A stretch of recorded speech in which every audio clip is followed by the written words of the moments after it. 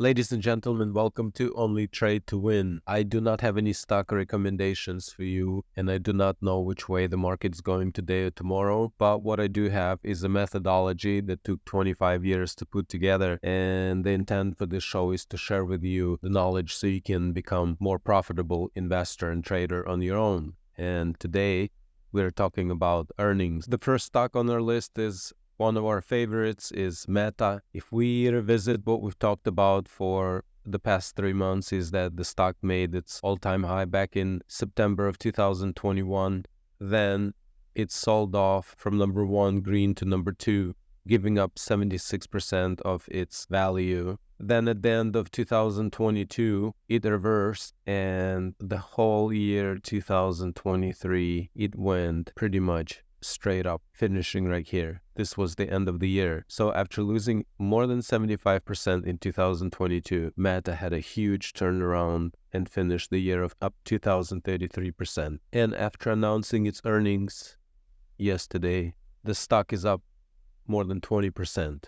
Now, throughout November, December, and now January, we followed our stocks and we saw that Meta was the strongest stock. I'm in column number 3. We saw that Meta was the strongest stock for the month of December, and it was one of the strongest for November. For the whole year, it finished number 2, following only Nvidia. And again, after a recovery like this, we crowned Meta the comeback stock of 2023. So a pop like this is not a surprise. After the company released its earnings, and it actually exceeded the estimates. But look at these numbers: $40 billion in sales, $5.33 in earnings per share. Now, to put things in perspective and to compare apples with apples, what we do is we go back 4 quarters. Down below E is each quarter, 1, 2, 3, 4, and we go to this quarter. Now here you just go to the top and make sure that it's also February of 2023, 1 year ago. Then we take the reported numbers for earnings per share and revenues, and you place them right here on your spreadsheet. EPS -1 last year, EPS is this year, and the same thing for revenue. -1 is last year, and revenue is this year. Now, all of our 7 stocks but Nvidia have reported their earnings, and I'm just going to go ahead and show you what they look like. As you can see, all of the stocks experience first things that we can see is that all of them are in the green. In other words, their earnings per share and revenues went up compared to the last quarter of last year to the last quarter of this year. Now, since I have a limited amount of dollars that I'm going to invest, I'm always comparing industries and seeing where I'd like to invest my money. So in this case, I would say, okay, Philadelphia Semiconductor Index was a great performer last year. It outperformed the NASDAQ, the S&P 500, and the Dow by quite a big margin. So stocks that are part of this index could be a good candidate for my portfolio. And then I go inside and I look what's going on inside of the Philadelphia Semiconductors we did for the past 4 videos, and I can see that I have big companies, important companies like the Taiwan Semiconductors, whose earnings per share and revenues are down compared to last year. Same thing, but even worse for Qualcomm and Texas Instrument. If I continue with smaller companies, I see that I think we can exclude Wolf because this company, it looks like it's going out of business. Last quarter, they lost equal amount of money to their former market cap. So I am not sure how long they can stay in business, but this company is in big trouble. But moving on, you see like a lot of companies. It's not just a few, it's 3 here, 4, 5, 6. So there are a lot of companies on the Philadelphia Semiconductor Index that actually experience drop in earnings per share as well as the revenues. And we talked about the concept of relative strength before, and we say that the companies that are strong, they tend to continue to stay strong because they are strong because the money is flowing into them. And here was our first check-in after the new year, and we saw that in the first 2 trading weeks, Nvidia was already up 18% and Meta was up 8%. And now we're finishing the month, and after reporting the earnings, I'm in column number 2. NVIDIA is up 37%, Meta up 28%, Amazon 15%, and Microsoft up 11%. It's double digits in the first month of the year. And if we look at growth in their column number 6, earning per share, column number 7, revenue, and we compare it to another industry like the semiconductors, we can tell that the picture is very different. So now we identified that the strength is still, let's say in our 2023 watch list, it's stronger than the semiconductors. And inside, we also have a huge disparity.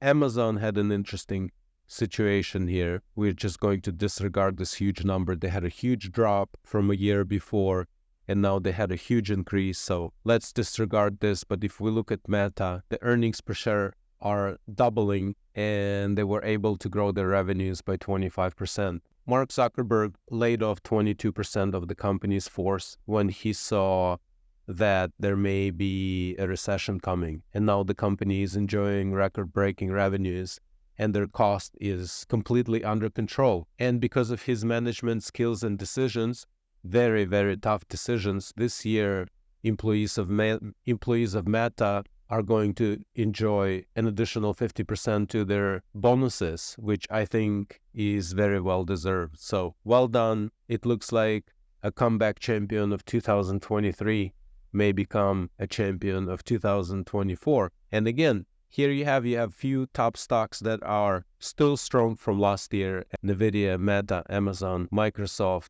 they look really good. And of course, we're talking everyone but Tesla that is having big issues. So we are concentrating and we are following on alongside the stocks that are strong. And since these are the leaders of the market, we do not short them. We just put Tesla aside. I think Tesla is one of the stocks that you have to be extremely quick in taking profits and fast in bailing out if you're wrong. So I just think it's not a good idea to short this stock, because there are a lot of other companies that are losing money. And we can go to the semiconductor index and look in here and say, okay, Rambus up 100% last year, but its earnings per share are down 42%. AMKR is cheap, wouldn't even look there, but LRCX, $800 stocks up 100% last year.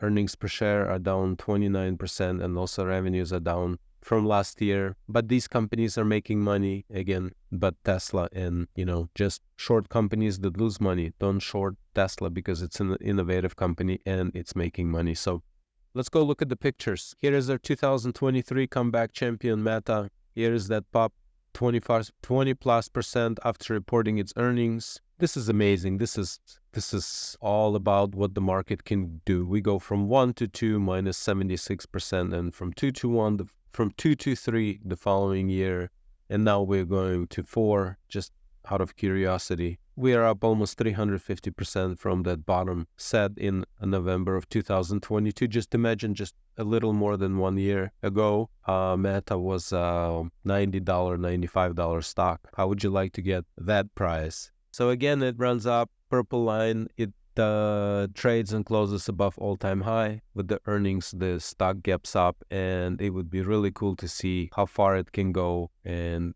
with pushing 500, if it breaks above 500, it will be a 600 stock just like this. Here's our $500 stock about a week ago, and now we're approaching 700 NVIDIA. Behind any technical rally, there are always fundamentals. If you look at column number 6, NVIDIA is reporting in 2 weeks. So the numbers that we're looking are back from October. But in any case, there was year-to-year change of almost sixfold and doubling revenues. The stock ran up 230% last year. It touched that $500 mark right here in August, and then it took 4 months for it to break out. And here is the breakout that happened last week. Runs away 30%, and this is phenomenal. We're really excited that NVIDIA was able to do this, because we followed it for so long and we talked so much about these pullbacks and how to trade them. And again, anyone who was prepared for this normal behavior of a stock was able to either get in at a good price, or if in case of aggressive traders, was able to stay through these 20% pullbacks. And now enjoying a very, very nice profit. And again, all that came from really strong fundamentals of earnings and revenue growth for NVIDIA. Let's go take a look at Amazon. Amazon.com made its all-time high back in July of 2021. Then it had that really long sell-off into the beginning of last year, losing at the lowest point of 55%. But 2023 was a really nice year for Amazon, and the stock had a huge rally, finishing up 80%. When we looked at it last time, it was breaking above this level, and we said that 140 area will be a critical area for Amazon, and it was able to trade away from it, and now it's gapping up after reporting excellent earnings. So again, if you compare our watch list from 2023, and the reason we're keeping on following these stocks is because we've been following them for such a long time, how they behave, and we saw that Tesla stalled 3 months before any other stock, and then we saw that in December, Apple was the one that stalled. So it wasn't a surprise that these two are lagging. In any case, we're just going to keep going and continue on the story, and here we can tell that the growth, column number 3, for all these stocks is backed by increase in earnings per share and revenue, or in other words, there are fundamentals behind this technical rally. And what we're trying to do is to